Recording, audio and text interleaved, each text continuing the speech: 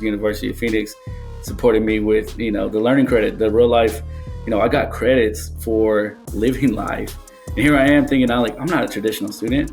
And they're like, no, you've actually gone through some stuff that, education can't teach you. And that's one of my biggest things is like, no, there's some stuff you can't learn in books. And, but what can you experience from being a father, from losing a parent, from being a brother, from, dealing with, family and all these different things, addiction, whatever we go through, and we all go through it. And I realize we're way more alike than we are different.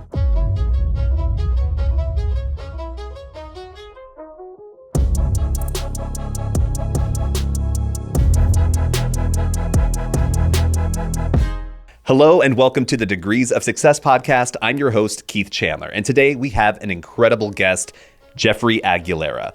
Jeffrey is a proud father, a mentor, and someone who believes in paying it forward. He started his nonprofit, Helping Our Own Daily, with a mission to serve his community. He is a Phoenix, earning his bachelor's degree while making the president's list, and later his master's degree with honors and distinction. Along the way, he became a member of the Golden Key International Honor Society and the National Society for Leadership and Success. He is a certified personal trainer, a marathoner, and a recipient of the Founders Dream Award at Discount Tire, where he now serves as a regional recruiter and an advocate for community partnerships. Welcome, Jeffrey. And you said I could call you Geo, correct? Yes, definitely. Definitely. I go Excellent. by Geo, family calls me Jeffrey, but either one works. Jeffrey, I guess if I'm in trouble, so you can say Jeffrey. So you're not in trouble with me, so I'll call you Geo. Right. So before we dive into more about your incredible journey, I have to ask, you mentioned that you are a marathoner. I've run a couple of half marathons in my life. I've never been motivated to actually complete a full marathon. So curious what made you to want to, make that leap to do like a full marathon, and how do you get yourself in that mindset to run 26.2 miles? Because I can barely get myself in the mindset to run the 13 that I have to for a half. Oh man, it's funny because I always feel like it's cliche because nobody wants to run miles. I don't even want to run that many miles. I took it more of a challenge and a goal, and it was something I wanted to strive for. I knew it was going to be hard, and that's kind of why I wanted to do it. I had ran a couple of half marathon, and I felt the same way you did, and it was just suggested to me. It was challenged to me, and looking back, and if I were to try to run, I was like, no, I don't want to run one. One's enough. So I don't even know what motivated me other than I wanted to push myself. I wanted to. I know I could do it, and it's just a process, same as anything else with growth. You put yourself through it, and you realize you can do something like that. So same to you, man. You could do it the same as I did. It was hard. I would have took it a lot more serious. Had I, if I could go back, hindsight's 2020, but yeah, it was definitely worth it. Awesome. I might ask you for some pointers a little bit later. Don't worry. Good playlist and some to drink. Oh, I'm all about the playlist as well. That's what keeps you motivated throughout the entire journey. Definitely. So let's dive back a little bit. So as I mentioned in your introduction, you have a bachelor's degree, a master's degree. You've had an interesting journey with education during your entire life. So let's kind of start back at the beginning. And how did education play a role in your life as you were growing up? And then how did your family play a role in your education as you were growing up? I'd have to say, looking back and reflecting, sometimes when I speak about this journey, I came up, I'd like to feel in a generation where education was so important. My parents often spoke about it. My parents didn't go, anything past high school. So I am a first generation graduate in my, immediate family. And, I have cousins that have done it as well, but they are also first generation graduates. But it was so important. That was something that was stressed to us early. And I knew it was important. And as a teenager, I knew I had to do well in school. As an adult, I didn't know how much that would have affected me if I didn't. And you hear about the opportunities, and I had dreams and different aspirations. So I knew education was the way I had to go. And I think that's still relevant to this day. Is some some paths, require higher education, any path. So, in high school, I did good, and some things happened in my personal life.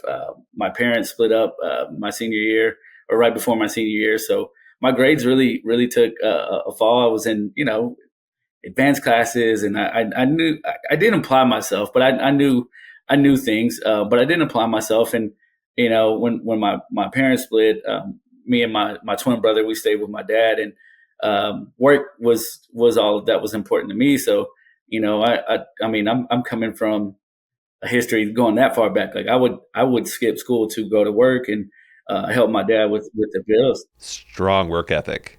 Oh yeah, and um, I mean, so it just shakes me because I felt like that was the wrong thing to do at the time, or that I knew it could affect me. But my dad was my hero, so I wanted to help support. So I kind of just put that stuff to the side for the time being. And I didn't graduate on time. I ended up having to go to summer school to graduate, and the crazy part was I had enough credits to graduate. I didn't have the right credits. I had like more than enough. It was like 28 credits to graduate, and I think I had 33, but I didn't have the one algebra credit that I needed to do because of truancy and missing. So I had to end up going to summer school. So I didn't get to walk. And again, looking back at how important that was for my dad, I think it broke his heart because he wanted the best for us, and he wanted us to go to school and go to college, and just a better life for us. So As you're talking about your education, what did you want to be when you grew up? I always like asking that and understanding like how people have changed over the years. I remember my first grade career aspiration was to be a bus driver. I was Really? dead set on it. Yeah, I was just like, you know what? This looks like a lot of fun. You get to meet all of these interesting people. They come on and off the bus. Like this is a rockin' gig. So like, what did you want to be when you grew up? What were some of your early career aspirations? Oh man, it changed. That is also one of my favorite things to ask too, because you do get a little bit of insight of what people have dreamt over the years, and how it's changed. Because as an adult, you don't look at bus driver like, oh, you get to meet all these random people, and all these different people. But I know one of the first dreams was to be a pilot. I don't know if it was Top Gun or something that came out. Like I wanted to be a pilot, and then for the longest, I mean, from my teenage years all the way up to like mid 20s, I wanted to be a detective, and I wanted to be a police officer. So I wanted to give back. I think even then, to me, I always wanted to help people.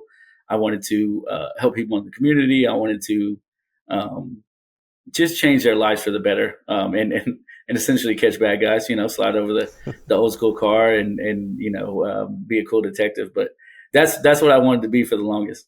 That's wonderful. Your journey includes some setbacks and comebacks. So, in your journey of that experience, what kind of kept you moving forward when life didn't necessarily go as planned and threw you some curveballs along the way? When looking back, at the same time I was throwing curveballs and reflecting on it now, life also brought me a lot of great people, and that's essentially what happened. Is at every single one of those setbacks, I was. I was blessed to meet somebody. I was blessed to have something moving forward. So whether it was my daughters, it was definitely my daughters at one point. Um, after losing my dad, it was my daughters after going through a divorce, and not getting into the police academy because of something that happened when I was 17, and all these different things. I felt that somebody. I realized there was somebody there with me, whether it was a close friend, somebody I met at work, somebody that was really helping me in life, somebody that encouraged me. And that's what inspires me to pay it forward, because I know, regardless of who we are, where we're from, any of that we're all going to get thrown a curveball. That's for sure. And that we're all going to go through something that we just need that encouragement. We need that belief. We need that, that pep talk. We just need that shoulder to cry on, whatever it may be, as cliche as that may sound. That was always given to me at every single one of those moments in my life. So I aim to try to be that for somebody else. That's beautiful. you wear a lot of different hats. You mentioned, we've talked about marathon running, we've talked about fitness trainer, the work that you do at Discount Tire. You wear these hats. How do you manage, and how do you fill up these cups, and how do you make sure that you're not overworking yourself? How do you make sure that you're taking care of yourself in the process of your journey? You got to forgive me because I'm a romantic. I'm just I believe there's so many cool, amazing, beautiful people. There's so many different things you can learn, whether it be food, music is always big. Food and music, and you just to me it's about meeting people where they're at. And again, somebody met me where I was at, whether that was low or whether that was high, and I'm constantly I guess if I'm filling cups, like I would constantly get something poured into my cup just by meeting somebody, just by sharing, food, sharing a moment with somebody, being there for somebody when they lost somebody, because I know what that feels like. Before, I didn't know what it feels like, and somebody was there for me. So I just take a lot of these moments, and essentially it's really just about people and connecting with people, and that's why the community is so big to me, because I wouldn't be who I am without the different people in my community and throughout my life. That's wonderful. And you work a lot with your community today. Let's chat a little bit about the work that you do at Discount Tire. You are what is your title? Your official title? So I am a regional recruiter, like talent acquisition, and I'm big in community partnerships. Thanks to a big part of my education. So I started changing tires, same as everybody else does, and I was moving up, and that is again, I'm blessed to be a part of that company where they put people first, and they're big on culture, and they're big on paying it forward, and they're big on these things that have absolutely nothing to do with tires. And it's about dreaming big. It's about being honest. It's about working hard. It's about having fun. So I moved up. I left the company after I lost my dad because I didn't know what I wanted to do. Again, I started when I was 18, and they're like, "Hey, you want to do this long time?" I'm like, "Tires? That's pretty lame. Like nobody wakes up and wants to change tires or be But it was every bit of the people I worked with. It was every bit of the people that helped me along the journey and the people I met there that I've had these lifelong connections. And so my best friend, he got promoted to manager when I wasn't working, when I was a personal trainer, and I was working at 24 Hour Fitness and these other places. And he asked me to come back, and I'd do anything for that guy. So, at the time we couldn't have facial hair. So I shaved my beard, and that was a big thing for me, but I shaved it, and I went back, and, it was just different. I was a little bit older. I was a little bit wiser. You just, it's funny because you don't realize what you don't know, and you think, we're just conditioned to think that we're supposed to have it all together after you graduate high school or college or whatever it may be. We think that success is linear, and you're supposed to be on this timeline. And my life told me everything that it wasn't. It was in these different moments. So I wanted to be a part of pouring that back into somebody, and they asked me to go back into management, and I did. And again, I had a different view. I wanted to help people. I wanted to pay it forward just as somebody did it for me. And I continued to grow and move in. I said, you know what? I want to get back to school. I can't let it go that I didn't finish my degree. Going through the divorce and losing my dad, I was on academic probation. I was going through these things that I thought made me a failure. But again, I've realized some of those setbacks, like you can't really fail unless you stop, unless you quit. And I came to understanding that everybody feels this exact same way at any given time, whether they went to Ivy League school, whether they didn't go to school. They just, at some moment in their life, we just feel like we're not living up to our standard and or our dreams. And I just couldn't live after losing my dad. I couldn't live small. And so I was like, I need to finish my bachelor's degree. And they encouraged me to go back to school. So I'm working full time, and that was another really big thing about University of Phoenix was I wasn't a traditional student. And again, my preconceived notions and being misguided as a young age, I felt like that was a mistake. I felt like I was missing out on something. But I've come to realize that's just part of my journey, and everybody's journey is different.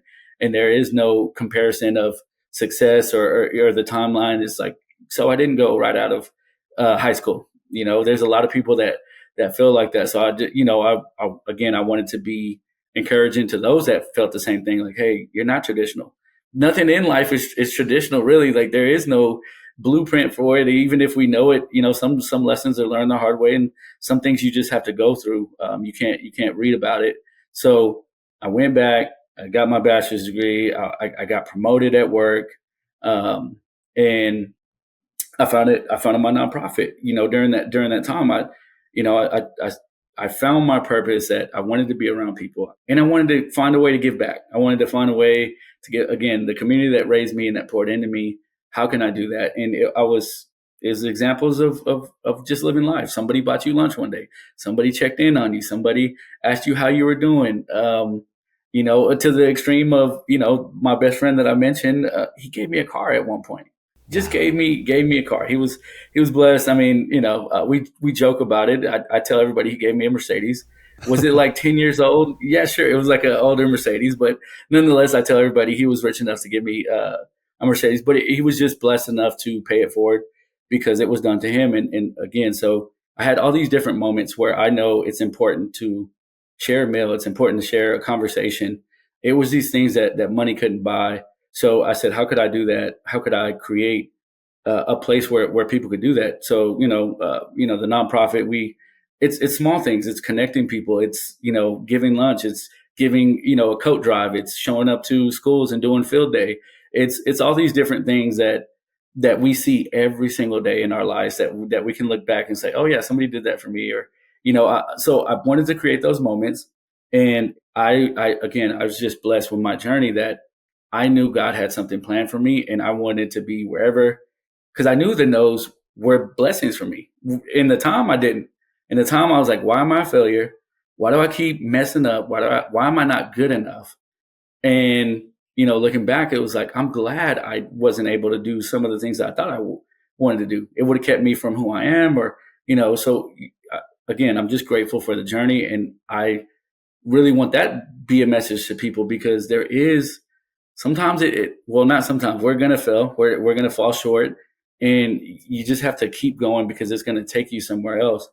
Long story short, well, I guess not, I get a little, I talk a lot. My wife tells me I yap, and it's only when I'm passionate about something. I love listening, so keep it coming. Thank you. I get promoted. I start my nonprofit. I'm trying to, pay it forward. I'm trying to do things.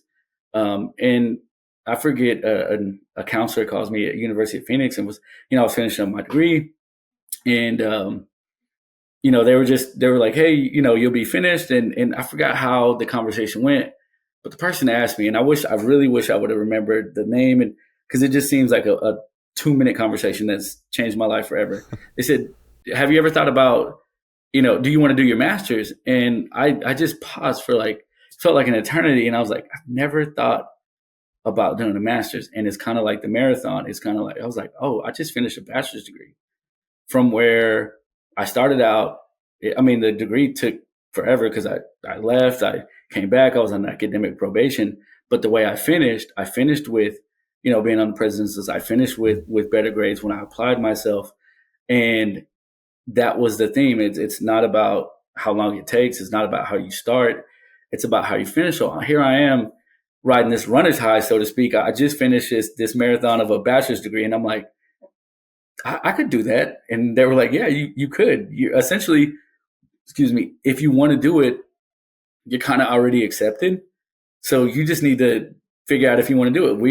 You still apply. And I'm like, and I remember not telling anybody, not even, my wife, we were dating at the time. And cause I was scared to share it, but I said, you know what, I'm gonna apply. And I kind of wanted this to be, more of, I wanted to share it after I was done. I wanted to kind of not talk about it, not brag about it, or not, and just do the work. Just keep my head down. I want to do the work. So I remember not telling. I eventually, when I got accepted, and we're talking on the phone, they were like, yeah, so just do it. And I was like, all right, sure. And they were like, okay, well, when would you want to start? Like, you want to wait a year? I said, no, definitely not. Like, when the earliest I can start. They were like, well, you graduate with your bachelor's in May. The class starts in July. I said, sign me up. I don't want to stop.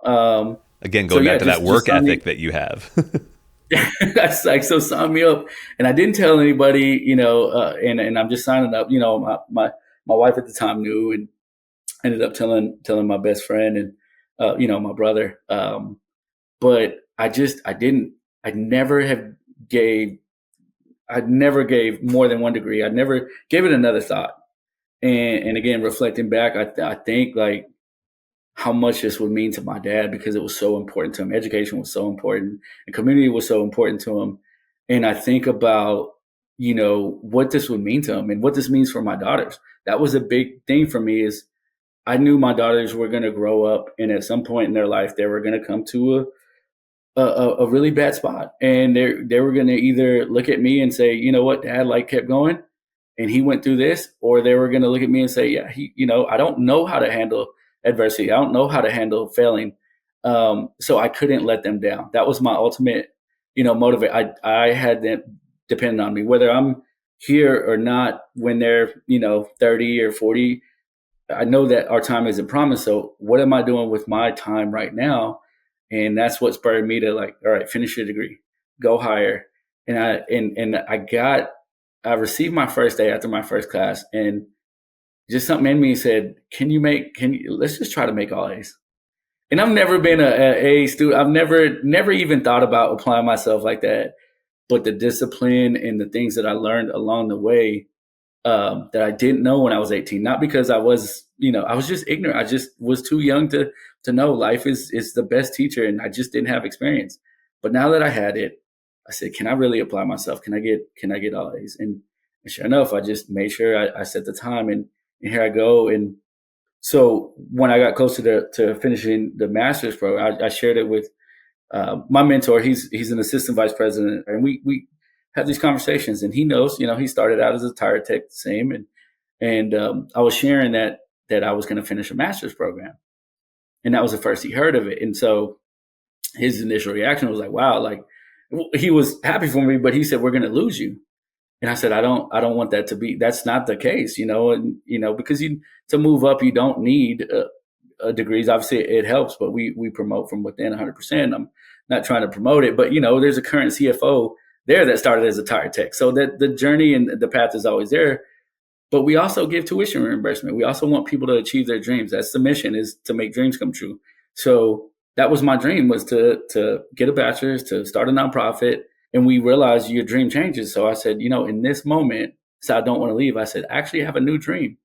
And he's like, what is that? I said, if I could find a way to still work within the stores, and the people and the young men and women that come through there, they're 18, they're 23, they're 25, they're 30, just like I was at some point going through these things, I'd like to encourage them. And I said, if I can find a way to be a part, like giving back to the community, like we as a company, you take in from communities, they help your business, but what are we giving back? So, and within my store, I had done a few things with local nonprofits. I showed up to schools, and there was things that they give us the autonomy to do. But I said, I don't think this exists. I know it doesn't exist within our company on an operations level or anywhere else. I said, I would like to do that. And he said, okay, let me do something. Let me make a call. And we talked about it. And 2 weeks later, I didn't know what it was, but I'm sharing the same passion with a vice president of our company. I know now is like a different department, living our values, and I didn't know what it was. I'm just passionate about, hey, this is what I want to do. We don't have one of these in the Dallas region. Can I go to stores? Can I build connections within the community? I was learning about corporate social responsibility. I just learned that in one of my classes, and I was like, man, I want to be a part of that because I love the company. I love the community. And so here, I made like University of Phoenix. I'm telling you, I was on it. So I made a PowerPoint, and I was just going all out, and I didn't know essentially it was an interview. I thought I was just sharing my dream and my idea. And, they asked me, they said, would you move out to Scottsdale? Cause it's in Phoenix, our corporate office. Yeah. And I said, I would consider it.